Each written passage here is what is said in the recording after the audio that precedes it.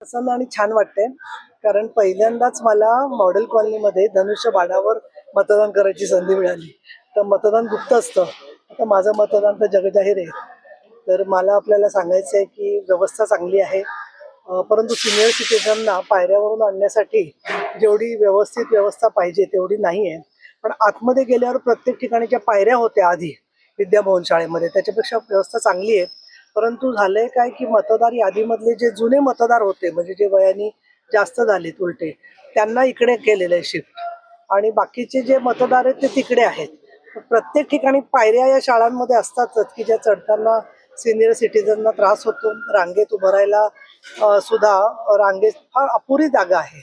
पण ठीक आहे, शेवटी मतदानाच्या अधिकारासाठी आपण हे सगळं स्वीकारत असतो.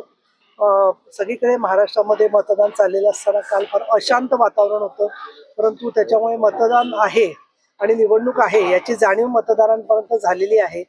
आणि ज्या प्रकारे काही गैरमार्गांचा उपयोग होतोय तर त्याचा कुठलाही दबाव मतदार न घेता निर्भयपणाने मतदान करतील